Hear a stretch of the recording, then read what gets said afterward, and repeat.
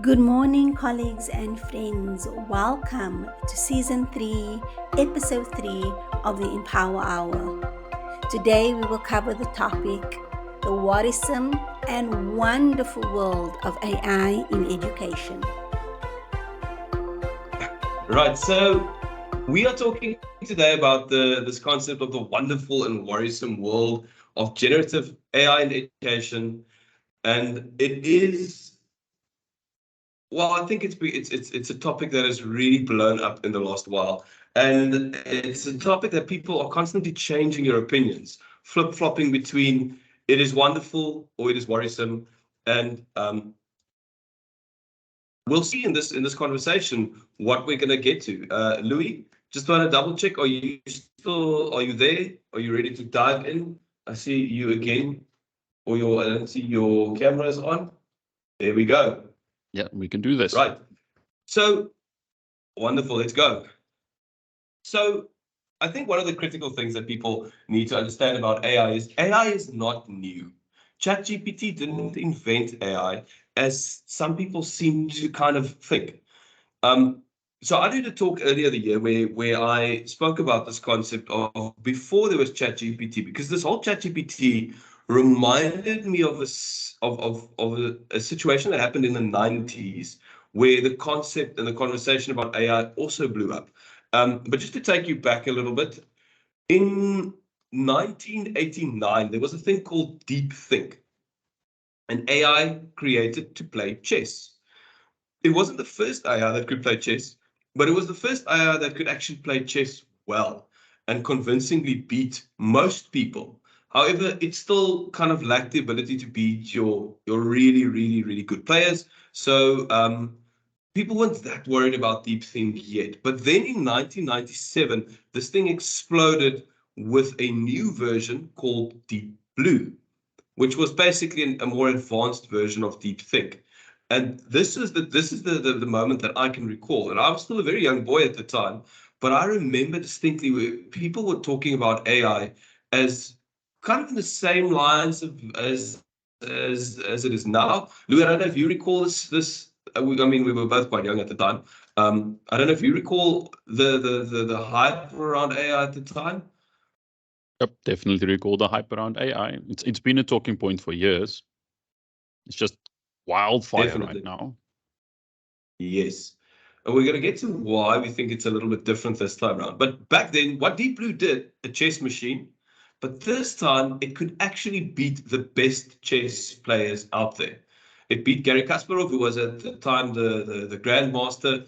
And chess has often been associated with one of the ultimate symbols of intelligence. A person who can play chess really well obviously has to be very, very, very intelligent, and made a computer that could beat the most intelligent person, so to speak, in the world. But the hype died down a little bit after that, because yes, it could beat him at chess, but I mean, that's it. It couldn't do much more than play chess. That's what it was designed to do, and it could do one thing incredibly well. But there was another game called Go, a Chinese game, which I've never played in my life, which is apparently immeasurably more complicated than chess. And they said a computer will never learn how to play Go. But, of course, it did. And in 2016, they finally built the first supercomputer that could convincingly beat your best Go players in the world. So it took them a while. It took them another 20 years to get there, but they managed to build a machine that could beat the best Go players in the world. Very exciting, very cool. And then follow this up with something that's a little bit more, I suppose, on the scary science fiction side, called AlphaZero, which worked very differently than AlphaGo. So AlphaZero was able to, I think it's a little thick. Let's just change the thickness a bit. So AlphaZero was different than AlphaGo in that AlphaGo was fed a lot of information and basically given tons and tons of data, and was able to kind of take that data and then was able to learn how to play Go through that. What AlphaZero did is AlphaZero learned how to play Go by playing against itself thousands of times in the matters of minutes. AlphaGo went further, and AlphaGo learned how to play chess in a matter of hours and was beating your best chess machines at the time. So that was kind of a scary concept, this idea of AI that learns on its own. But there's a lot more AI happening than just these machines. Louis, can you think of a couple of examples of like more everyday AI that we experience that we don't even know about? Okay, well, I can think of a couple of examples off the top of my head. For one, any computer game that you're playing, when you're playing against an AI opponent, be it StarCraft or Dota or whatever, that's an AI opponent and it's learning and getting better. And you can even change the difficult level of your computer opponent. We've all accepted this as so normal, but it's been in our lives for so long. I can think of something like Google Maps, where we've got this real-time routing thing where we learn from the data of what other people are giving it. That is this big AI model sitting on top of our everyday, just trying to get to work and back. That's a very normal example as well. How about when you do stuff like you're shopping on Amazon or Takealot, and it gives you suggestions of what other people thought to buy. These are all these rule sets that blends the whole the distinction between AI, rule-based learning, and it's all AI actually. It's all our attempts as getting computers to think, to work on rules, to make decisions, to give us more insights, to make connections, and hopefully for the betterment of humanity. So in our normal life, AI has been prevalent, and we're just using it. I mean, Siri as an assistant or anything like that, that's AI again. We're just used to it by now. So lots of examples. Thanks, Louis. I think Mr. Walker has pointed out something very, very interesting there in the chat when he says AI just feels very, very far from our reality. And for a brief moment, when this deep blue thing happened, it made it tangible. It made it feel like there's a machine that does something that humans do, but it does it better than humans do it. And that made it tangible. But now, why is ChatGPT different? Why suddenly do we have this big kind of uproar again? I mean, the AlphaGo, AlphaZero, I mean, that didn't really make headlines at all, not the way the Deep Blue did. So why is ChatGPT being so different? And there's a very simple reason. And Louis and I have had long conversations about this, and it comes down to a simple concept. You know, Jaco, Access. if we had an AI assistant that we could access right now, it would probably tell us something like, Jaco thinks he's sharing a presentation, but mostly we're just looking at his beautiful face. That would be a Thanks, useful Louis. AI comment 5 minutes ago. And we're all thinking Louis wanted to be a fighter pilot. However, now he's stuck doing an AI presentation. So when I talk about access, the reason why this thing is so different is unlike the AI that's powering your phone to allow you to use Google Maps, unlike the AI that is basically trying to sell you things that someone spoke about and you are just freaked out about the fact that how does the computer we spoke about, you actually have control over the AI. You can tell it what to do, and not just vague instructions like how do I get from A to B, like really, really precise types of questions that you could ask it. And the way that it responds is very different from what we've experienced from other AIs in the past, which would just give you the basic, most effective response to this thing. This gives you a response that feels like I'm asking another human this question, a human that knows a whole lot of things. Louis, I know you mentioned you wanted to kind of explain some of the slightly more technical things on the large language model concept. If you wanted to unpack it in like a minute. In a minute, At most. There was a time where people didn't know what to call this thing. And we started off with generative AI or generative text AI. And then it took a couple of weeks and suddenly people were talking about large language models. The idea that we can just feed it whole data sets of text-based data. No, I think Jaco's going to go into that slightly more on how big it is. Or should I expand a little bit, Jaco? Well, you can talk about what it is now. I'll talk about what it is going to become, or what they say it's going to become.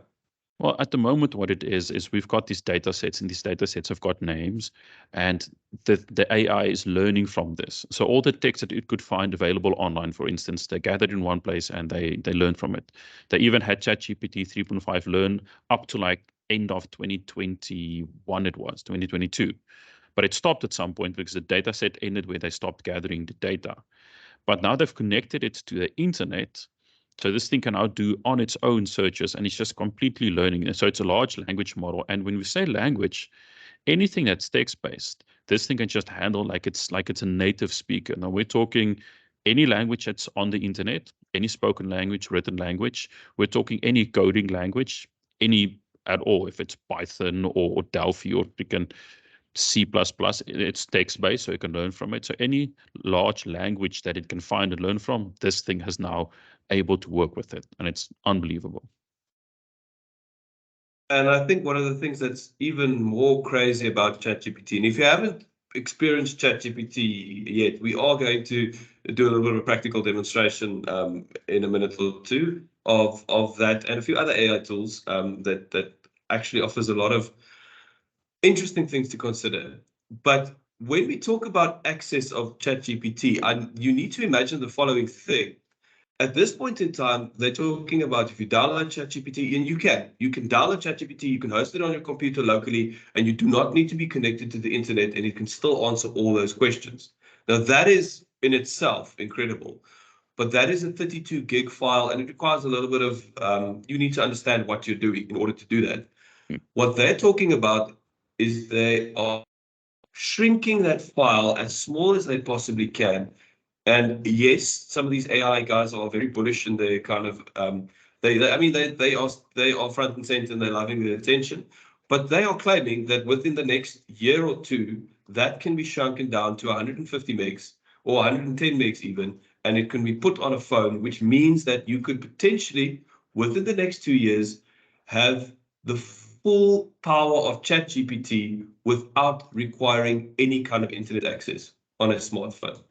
Now, we need to consider the potential of that, the kind of impact that can have. It's like having a personal assistant, personal tutor, someone who can teach you anything that you want to know in your pocket at all times without having to worry about internet connectivity. The only thing that's going to be a problem is still load shedding, because you need to charge your phone. But just imagine that kind of impact that it has. So I know we spoke about the whole large language model concept, and I think this is a concept that, yes, it does make sense when you start analyzing what the thing does. But for a lot of people, this concept of the word generative, and I know generative is part of our title, is a bit more approachable, is a bit more kind of something that you can wrap your head around. So when we talk about generative, for me, one of the easiest ways to understand the difference between what we have had with AI in the past and what this is giving us now. AI in the past has been task-oriented. So in other words, it has certain goals and functions that it needs to do. Play chess, give directions, send ads, etc. And we did not control these parameters necessarily. When we talk about generative, now we have something that actually allows us to generate text, to generate images, to generate videos, to effectively, what they are arguing, generate literally anything imaginable. We're not there at the generate anything imaginable, but this is where they think and where they say this is all going to go. And if you look at the rate of which it's happening, you can understand why. Right. Danger, critical thinking, innovation, adaptability. I like what the poll is saying. And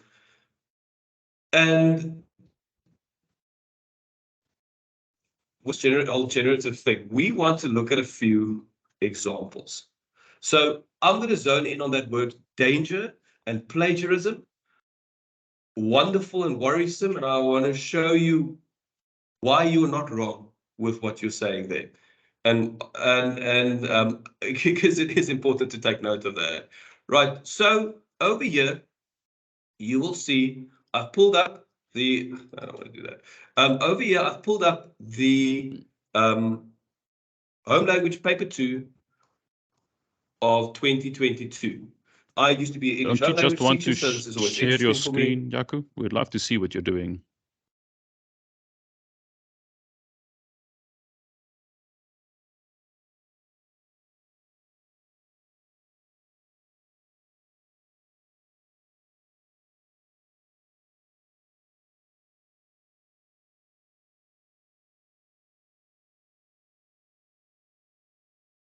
So if you And that's look an here on my actual screen, English you'll home see. language 2 paper.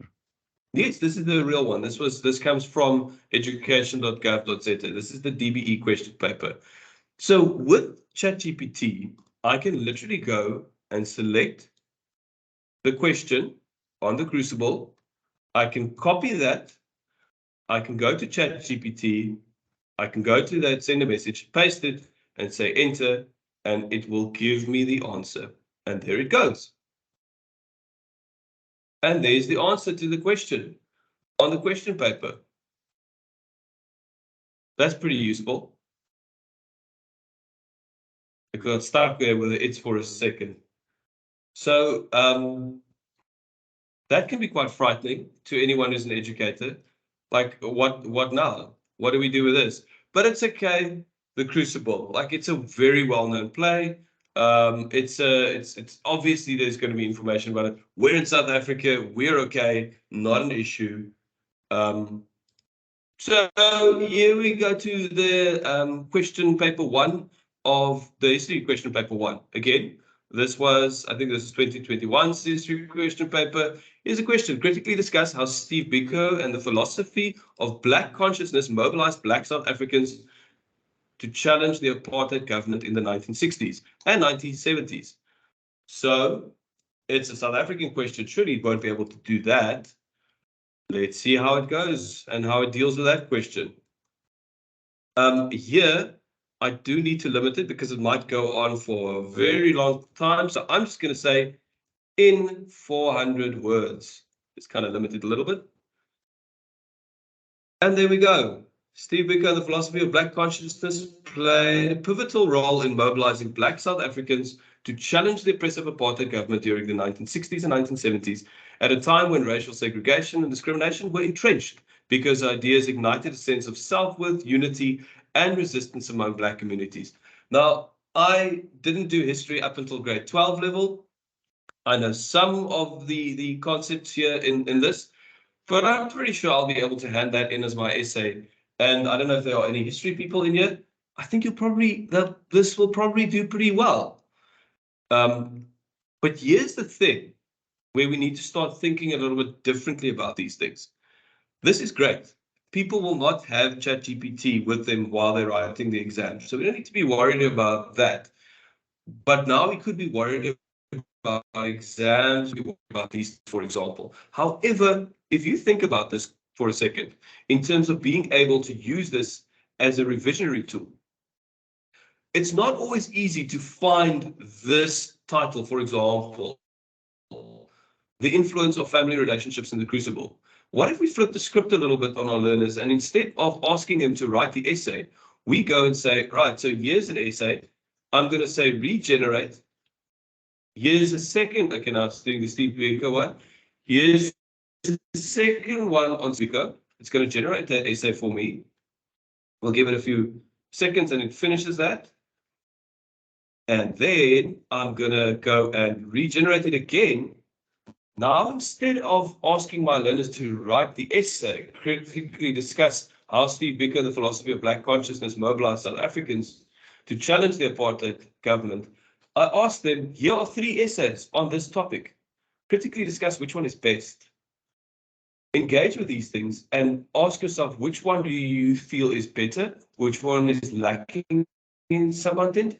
Now we are not asking learners to just go and give us facts anymore.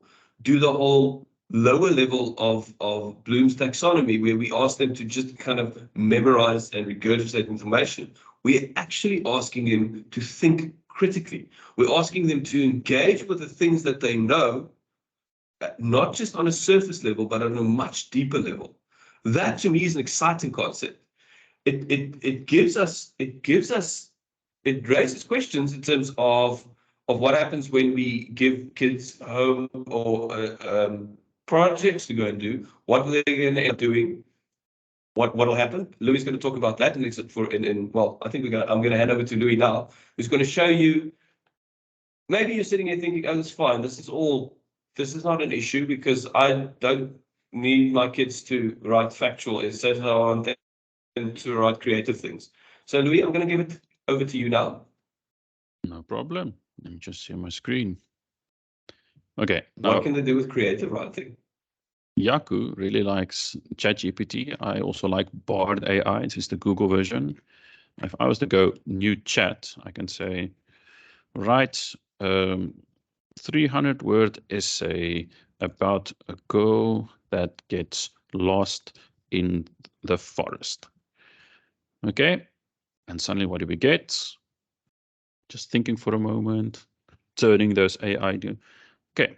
The girl, let's call it, was only 10 years old when she got lost in the forest. She'd been hiking with the family, but she had wandered off the trail to look for a pretty flower. When she turned around, she couldn't see her family anywhere. She was scared. She didn't know what to do. Okay, that's pretty cool.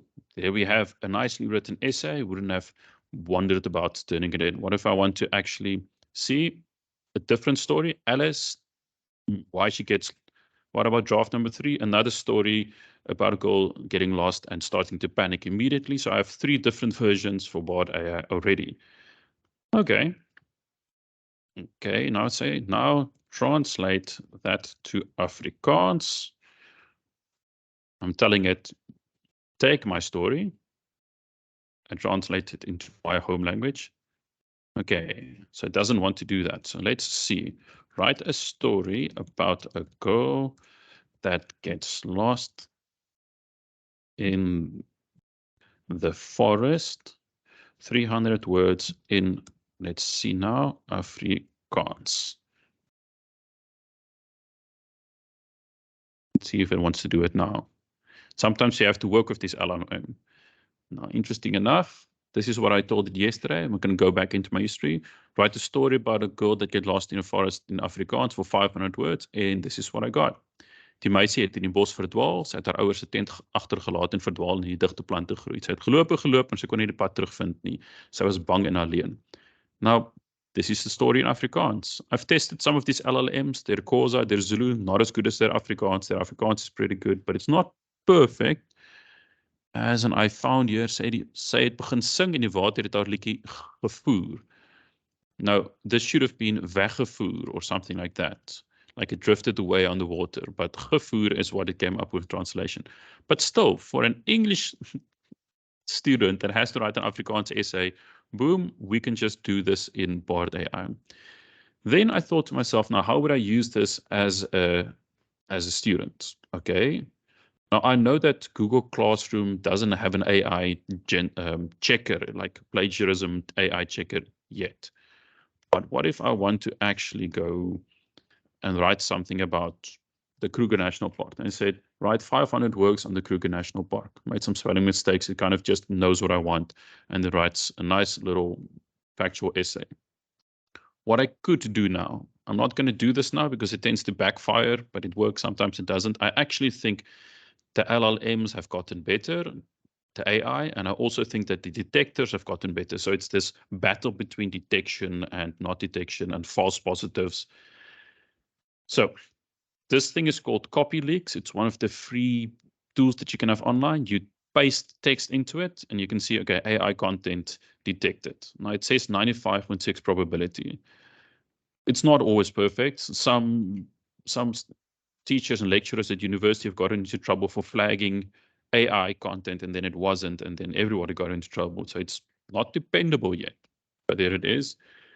But what I would do as a student then, I would then go to Quillbot, where I would copy and paste my text in here, and I can just get the paraphrased version over here. And I can even say, do I want a lot of synonyms? Do I want less? Do I want more? And like Quillbot, you can even get systems that work in mistakes and spelling mistakes, and you can just set how many spelling mistakes you want, how many synonyms you want, and it just paraphrases, and it makes it way harder to actually detect that content as AI or not. That's pretty cool.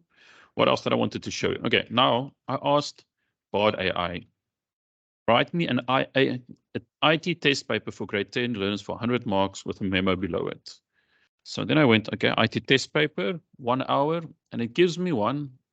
I'll get some ideas, but it wasn't brilliant. So then I went back to ChatGPT and I said, okay, just scroll up. Please create an IT test paper for grade 10 learners for 100 marks with a memo below it. This is better. And it goes multiple choice. What does CPU stand for? What type of software? So I get 5 multiple choice, then I get 5 true or false, then I get short questions, then some practical task and application, and then a case study, and then I get my memo below it. So this is great for inspiration. What I can now do is I can immediately see with my eye that awarding 2 marks per multiple choice question is not right. That's completely and utterly wrong. So what if I wanted to do that? I can even say, let's take this question scenario. Explain those in hardware and software. Let's see if I can do this. Or number 2, C2. I'm going to say, make question C2 a higher order question. Let's see if it can do that for me. Okay, now it says it got the wrong one, but now it gives me a higher order question. If I was to actually copy and paste C2, what is phishing? So this is just like a low-level question. Can you change, okay, let's just say, change the following into a higher order question. And I go, change the following. Explain the intricate techniques employed in modern phishing attacks and analyze advanced strategies that tech-savvy users can employ. So what if I'm doing my analysis with low, medium, high, and I'm not getting enough middle or high order questions? I can now take a lower order one and say, just turn this into a higher order question. That's pretty cool too. What if I'm lesson planning? So I said here, the prompt I gave it at the top was, write me a 5E investigation-based lesson plan for grade 7 technology about the topic called momentum. And then I get 60 minutes, objectives, materials to use, and then 5E, of course, being introduction, exploration, hands-on, data analysis, conclusion. Tells me how many minutes to spend on each of these elements in my lesson plan. Gives me an optional homework assignment and how I could assess that. This is just something else I've done. And that's some of the things that I've been using my LLMs for: creating question papers, turning into higher order questions, generating stories, writing lesson plans. It's a wild world out there of having your own. It's like having a personal assistant that's brilliant. And I love just leaning into it to make myself more effective at what I do. Okay, Jaco, I think I'm going to stop sharing for now as time runs out. Thanks, Louis. So I think what's critical about what Louis kind of spoke about now, if you think about what some of you said, the fear that we have, the danger, the plagiarism, etc., we have to remember that just like a student could be using this to generate things for them, so can a teacher. We just need to be a little bit more creative in what it is that we're generating and how we are posing our questions. If the questions we are posing are just simply write an essay, then we have to understand there's a very distinct possibility that is not, it's not going to work as well as it used to, because there are tools out there that's going to help learners to do this so that they're not actually struggling in doing that. I want to show you another example of where I think it becomes incredibly powerful when we are driving the concept of the self-directed learning as well, right? So I'm just going to share my screen again quickly. What I asked ChatGPT to do is I asked it to create, if you see over here, so just quickly maximize there. I asked it to create a comprehensive study guide for Romeo and Juliet, including scenes, summaries, act summaries, characters summaries, critical themes, etc. Now you can do this if you're going to be searching on the internet. You will be able to find all of this information. It's just going to take a while to synthesize it. Now, if I scroll down, so there's my play overview. They've got Act 1, I've got Act 2, Act 3, Act 4, Act 5, character summaries, and critical themes. Now, I thought, okay, this is cool, and then the scene summaries, the critical ones. So I thought, this is cool, but you know what? This is not quite extensive enough. So I just said, elaborate on all topics.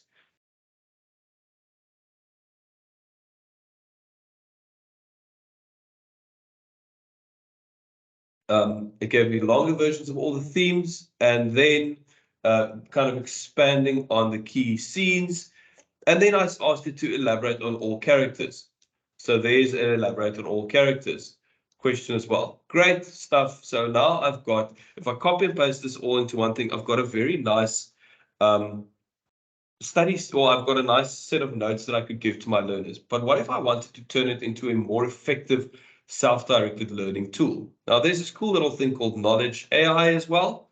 And what I did is I literally took that, I copied it, I pasted it, and I said, okay, turn this into a self-directed study guide for me. So if I go into my self-directed study guide, and it's loading.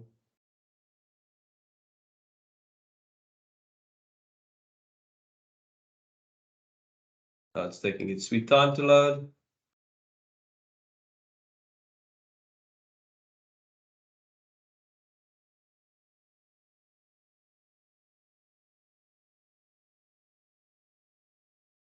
No, why is it taking so long today?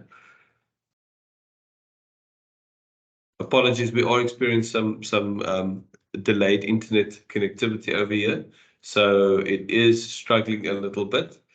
I'm going to give that a few minutes to try and load.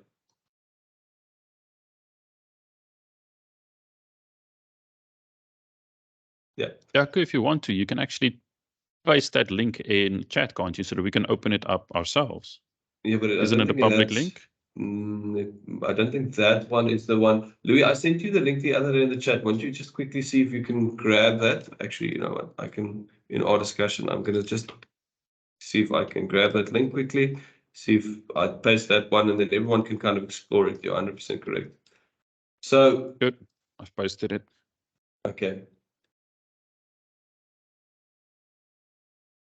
Did you paste it in the chat now, Louis? I did. That's how slowly my chat is updating. I'm not even seeing it. Opens perfectly. All right. Okay, so you'll see if you are able to open it. I think it's going to open over here. What it does effectively is it creates a study guide for me, a perfect study guide of that content that I've created. And it actually, if you go through it, it's got questions, it's got all sorts of different elements added to it. And the great part is that whole process took me 5 minutes at most to create it. It literally took 5 minutes to create it. Here's another cool example that we did. I'm going to just try and see if ChatGPT is going to play along in terms of the pacing.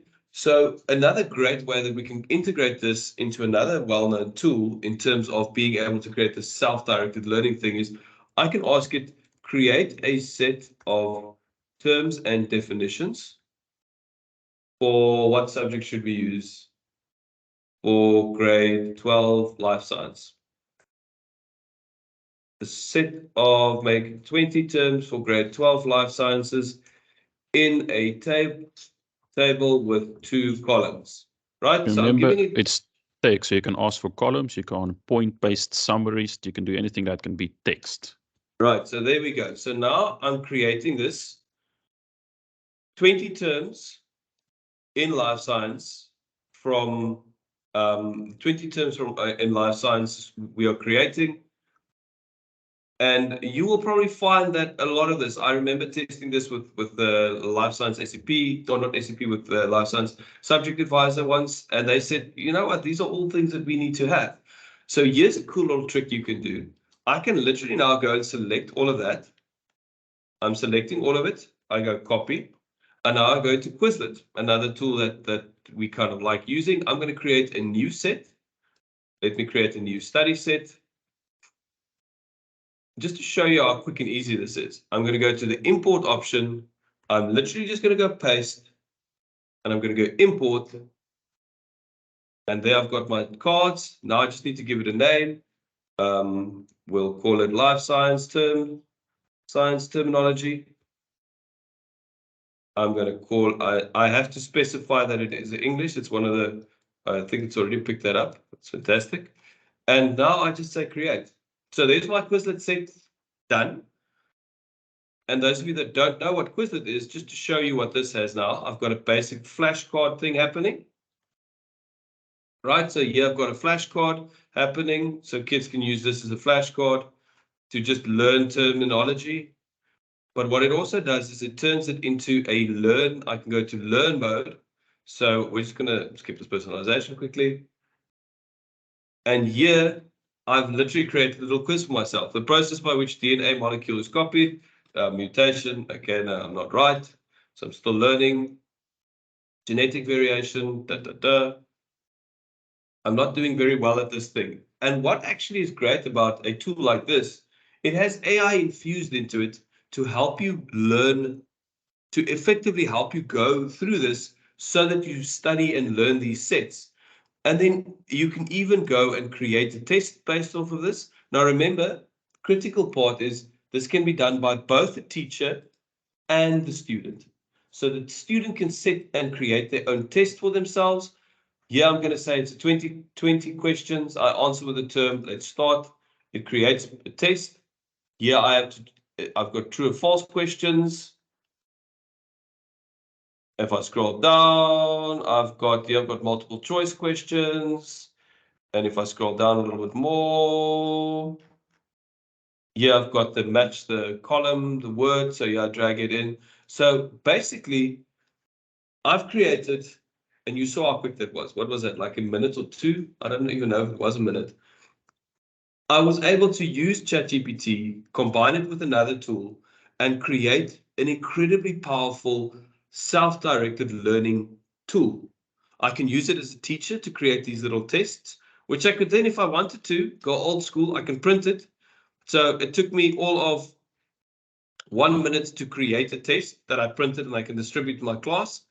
I can use, or I can send out this thing if my learners have access to devices. I can literally send this thing out to them via a link by sharing it with them. There's all sorts of different ways that you can then share it with them. But the critical thing is, through the use of ChatGPT, I was now able to not only create the formal assessment part that Louis showed, but within seconds I can create formative assessment. I can do the same thing. If I wanted to say create 20 multiple choice questions on computer, what are we going to say, on geography for grade 3 level, 4 level. Right, so now it's going to have kind of simple questions, as you see. Now, I think we're not going to go into this anymore because we can go on with examples like this forever. But the reality is there are so many things that you could potentially do within that whole. This is the presentation that you didn't get to see in the beginning. But there are so many incredible things that you can do with it. You're limited by your creativity. But what are the dangers of education? The first of AI in education, the first thing and the most important thing that we have been completely pulled in so far in all our demonstrations is this first one: blind trust. Did I check anything that ChatGPT generated for me now? I didn't. I just believed implicitly that what ChatGPT is doing is correct.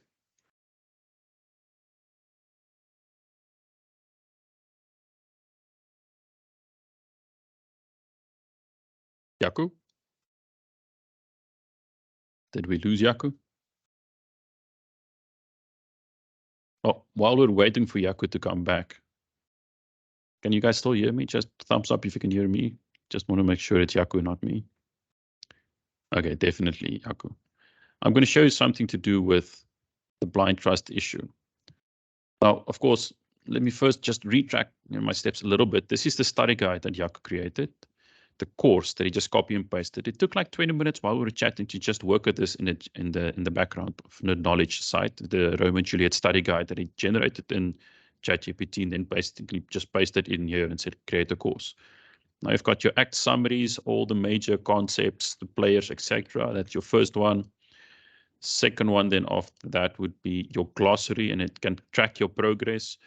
Conflicts, what is that? The fates, Friar Lawrence. Now, interesting that Jaco pointed out is that he did not elaborate on Friar Lawrence as the friar. This thing just caught up on that and generated this as a nice Friar Lawrence should be discussed. And Lord and Lady Capulet, etc. The nurse doubled all the characters. Concept cards. Now you have Juliet, turn it around. She's the other one. Then just go back over there. Then around, so we've got these little flashcards, Juliet, societal explanations, Romeo and Juliet, tragic couple, and you can go through all the cards. Then you can go to, okay, now it quickly tests. No for being quiet in the reserve. Hell no, that's false. Go to my next question. The balcony is in, let's say true. Oh, it's false. It tries me. Okay. Try again. Okay. Now I have questions. My study guide, then drag the word. Then I have to drag my word. I have to go over the presentation again. Flashcards. I am back. But as you can see, it's created that whole study guide with summaries, with periodic tests, with drag things, with results, and progress tracking through your study guide just by copy and pasting it into knowledge and go, make me a study guide. But Jaco, can Louis, can you just give me an indication? Is my presentation sharing again? I can see dangers of AI in education, yes. Oh, Blind trust. Sorry, I've had, yes. So I blindly trusted the internet here, and it didn't work the way I hoped it would. I think I'm just going to turn off my camera to just try and save a little bit on that. So blind trust. Louis just showed an example of, I think, the good part of it, but the danger is, and Margie just pointed out here, we have to make sure that we check the things that we get from it. It's very easy to trust generative AI because it feels so very, very convincing, because it feels like you're talking to a human. The other one that I think is critical, the echo chamber, kind of ties in with the AI hallucinations. Louis, do you just want to elaborate with the AI hallucinations and the kind of cool thing we saw with the bios of ourselves that you picked up? Okay, now the echo chamber being the idea that as there is more and more AI generated content on the internet, it's going to start learning from itself. So it's not getting original content anymore. It's learning from AI generated content that learns from AI generated content that might, if there is a problem, become a huge issue. For instance, I've seen someone say, write me a review of the iPhone 21, which doesn't exist, but AI wants to do it. So it takes these educated guesses and writes a review. And if that review of a fictional product then becomes part of its frame of reference, then you have this echo chamber errors coming in. The hallucinations can also be where it just gets it blatantly wrong. And I've seen it argue with humans, and as simple as today is Tuesday, and it says, no, it's Thursday. Because somewhere it had this thing about it's Thursday today, and it keeps saying, no, I'm right, and people saying, no, you're wrong. So it has these hallucinations and goes off on tangents, possible, not always. I've seen articles about it, I haven't experienced it. But what I have experienced is very easily, if I go to my Bard AI tab, what did I do? Not the story. I said, okay, this is how we created our bios for today. I said, write a bio for a webinar session I have to present on artificial intelligence. And I gave it some of my history. Cool. And I said, sure. It said, here is a bio for you. And it says your name, passionate educator, blah, blah, blah. And it wrote that for me. And that was pretty cool, except then I said, cool, now replace your name with my name. And it says, cool, no problem. So it replaces my name with, where it had the filler. And then it says, and here are some additional things you can add. Your educational background with a Bachelor's of Education in IT from UniCT, which I don't have. A Master's of Education from Stellenbosch, also false. Teacher of the Year Awards at Paul Roos, yeah, that didn't happen.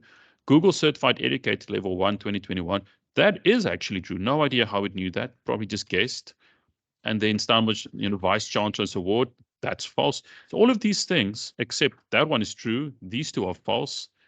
And then some more publications and presentations that I've done, all false. So it's generated a lot of false things because it wants to write the most complete bio possible. And the things that it's referencing usually includes publications, degrees, etc. And because I didn't give it, it provided it for me. So blind trust is a dangerous thing, and you have to always fact check what you're getting from your AI, be it Bard or ChatGPT or whatever it is. Jaco, is that a sufficiently good example of how AI can take us wrong? I think that's a perfect example. And it's, to me, when you mentioned that, that's kind of a scary concept, that it so blindly and convincingly just lies, and it teaches you how to lie better.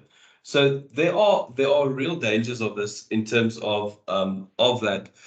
Because when we used to search things on Google, what did we do? You look for multiple sources and you kind of synthesize that.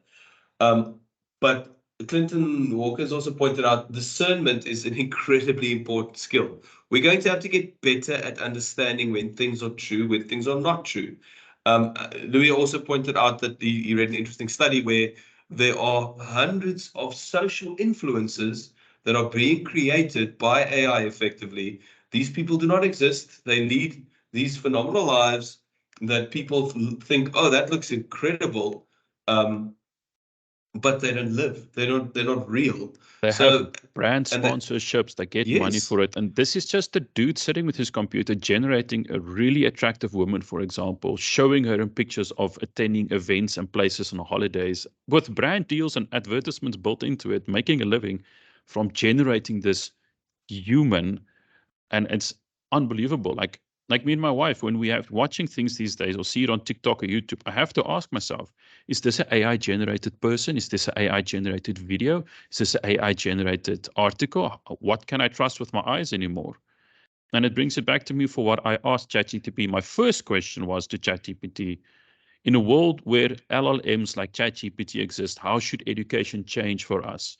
And it gives a nice article of critical thinking being more important, of not just giving homework that is fact checking, of having kids do things in class if you want to make sure that they actually did it themselves, of using it as a tool to automate some of your tasks. It gives a very good answer of how we can change as well.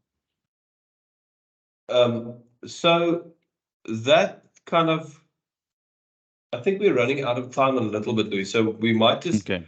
I'm going to skim over some of these AI where we talk about this AI is already being infused in existing digital tools. So I'm just going to mention it very quickly with Connor. Actually, Louis, I know you went over these two. So can you just give me a like 1 minute overview of how Khan Academy and Duolingo are integrating it already? Okay. Khan Academy has got a virtual tutor that you can pay for $9 a month, where you can either, as a student, ask it to explain concepts to you, and it comments you, it praises you, it gives you compliments, it tells you where to elaborate on where you got it wrong. It explains all of your wrong or right answers. It's like a full-on human tutor. Of course, not human, but it's your personal tutor for $9 a month that can coach you through any of the topic and increase your understanding. Duolingo has got a similar thing. They have it in two specific ways. The one is a nice little explain my answer button where it knows from the context of what you were doing why you got it wrong or right, and then explains it further, Duolingo being a language learning platform. And the second thing it was is called role play, where you can say, give me a thing, a theme, a topic, and then you just start chatting to your coach or your partner about it, discussing opera, discussing computer games, discussing anything, and it will talk to you about that. I've actually done something similar with both Bard AI and ChatGPT, where I put in the prompt, pretend you are a quirky and funny French tutor that can guide me through a conversation on different topics and correct my mistakes as I get it wrong in French. And then I have a free language tutor that just corrects me, and we have these conversations every day. Duolingo has just formalized that very nicely and made just a one-click button. It's amazing.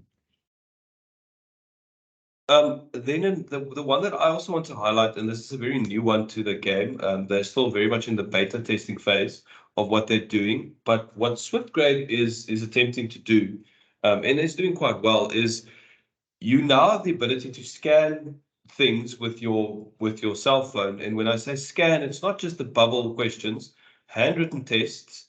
And what they're experimenting now with is that you can ask paragraph questions that you can then scan with a mobile device. It'll scan the paragraph that you've written. And what it effectively does is it feeds both the question and the answer through one of these large language models, which will then analyze the answer, award marks based on how many marks you said the question should be, and give justification as to why.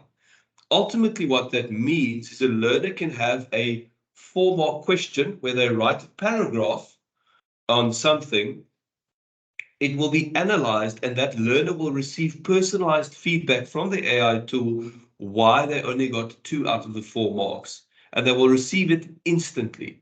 That's how AI is being infused into technology already. And you can go onto any digital tool out there. You will, all of them have some little thing that says the new AI powered this, the new AI powered that. All of them have it. But the reality is, and we have to be mindful of this, EdTech wants to monetize artificial intelligence. That's the big thing. Because all of these things that we spoke about, all the cool little extra added features, and don't be fooled, some of them aren't actually AI. Some of them are just, well, they are AI, but it's not like new fancy types of AI. It's just digital number crunching that they're doing. But all of them have a paywall attached to them. So there are two ways that we can think about it. The one saying, but we can't think about it. We can't do this. The other way is we might need to start reshaping our thinking around that concept of always trying to look for the free version, finding the free tool. We can see tools like MCO that are part of the organization, which is a paid for service, the incredible impact that is making. And we are going, as we are moving forward, this is going to become more and more of an element that has to be considered. This concept, because ultimately what it can do, this digital divide that already exists can just continue growing if suddenly the technology is there, but you cannot have access to the tools that will allow you to leverage the technology. And I think it's a critical thing. There's no quick answer to that. And definitely we are running out of time. But I found this very interesting. It's not exactly paraphrased from what they said, but it's effectively what it comes down to. A Stanford professor on a speech that he did on the impact of AI on education said the following thing, and I think to me this is quite a profound statement. Generative AI brings with it the potential to make us the most efficient we've ever been at executing an inefficient education system. And when he's talking about the inefficient education system, he's referring to the idea that we aren't necessarily promoting critical thinking as much as we should. We aren't doing that. And when he says the most efficient, it goes back to those examples that Louis showed of how we are able to create tests easier. When I showed you how we are able to create notes easier, how we are able to do all of those things, it has the potential to make us incredibly efficient at doubling down on what we are doing now. I see Clinton says from bad to badder. Maybe not. Maybe it's not worse, because if you become more efficient at an inefficient system, you're still more efficient, I suppose. That you could argue it that way around. But I think what it also says, however, it also brings with it the potential to completely disrupt and reshape education for the better. That is the part that I choose to be excited about. This is the part, the part that many people are worried about is this disruption, because it is going to, whether we like it or not, it will challenge the way that people are consuming and finding knowledge going forward. That is a fact. ChatGPT has already over 1.5 billion views a month. That is an enormous amount. It is the fastest growing website in history. Nothing has come close to what it has done so far. So we cannot ignore it. The question is, how do we react to it? We are technically out of time. Yeah, cool. Yes, Professor. So I'm going to stop now. Yes, I think we could listen on and on and on. And I think the technical difficulties did make it so a little bit more eager to want to learn more. And without a doubt, we have to look at having another session to expand on what we have discovered here today. I want to bring in maybe 2 questions to the panel, to Jaco and Louis. One, Wazir asked in the chat, he spoke about the intellectual property, and he wanted to ask, at the end of the day, whose intellectual property is it when we're thinking about AI? So if I can just go to the question. if we prompt AI to design or develop content, who owns that intellectual property? If you can maybe just speak to that in this instance, because I'm sure a lot of teachers are also challenged by this very notion, as well as within the different educational spheres and corporate spheres. Louis, do you want to respond to that one? Yes, just give me one moment. Go for it. Okay. Complex question. As a teacher in my class, if you were in my class, I would have said, you know what, I'll go find out and come back to you. Because I know there are some interesting things, like Samsung's had these engineers problem check some of the problems on ChatGPT, and some of their very secret knowledge and future development things then became public domain knowledge. So I know that what you put into ChatGPT basically goes into the public domain, owned by OpenAI, so it's not yours anymore. And that's why people like Samsung are now developing their own LLMs offline, not connected to the internet. I do know that people have used things like ChatGPT to work at writing novels, and then they work on it and changed it, and then that whole novel becomes their own, and they're now selling it on Amazon, Kindle and stuff, so people can make content, adjust it, and then create with it, and it belongs to them. And then I know there's the writer's strike, which is also about this. So it's an actual huge complex issue. If it's actually, I even know there's a court case, or what was it? There was a court case a while ago in America where they said that AI generated content could not be copyrighted, like at all. And that's in one of the places in America. So that court cases and those type of things are being investigated right now. If I was going to tell you for 100% sure right now that it's owned by the AI generated people, the company, then I would probably be wrong and right at the same time. And I don't know enough at this very moment to be more clear than that. I would have to look at what platform we're using, what type of things we're inputting, and what the actual terms of service is. Because there are so many different AI LLMs out there, like Bard, like ChatGPT, like a lot of other that you've never heard of, that each of them might have a different interpretation of who owns what. And even the courts of your various countries in the world might have a different opinion about who owns what. I hope that answers you.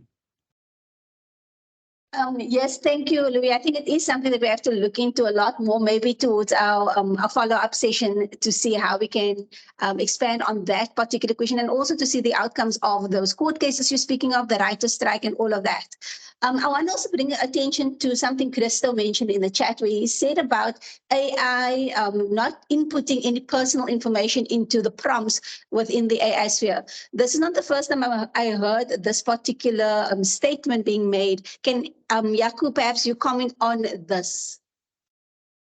Yes, I think it comes back to the same thing that Louis said about the fact that AI is whatever you put into it, it is actually just making part of the database that it can use and can work with. The only issue with that you have to keep in mind is we already put so much of ourselves on the internet that, yes, I agree that ideally speaking, you should not be feeding personal information into it, like both Louis and myself did when it generated our bios for us.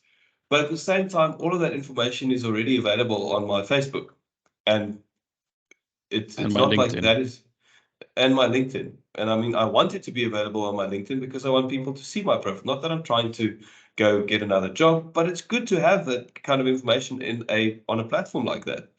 So yes and no, it's a difficult thing because we're also getting to the point where if you've got absolutely zero profile visibility, anything on the internet, you are going to be safer, but you're also going to end up not being able to enjoy the benefits of it.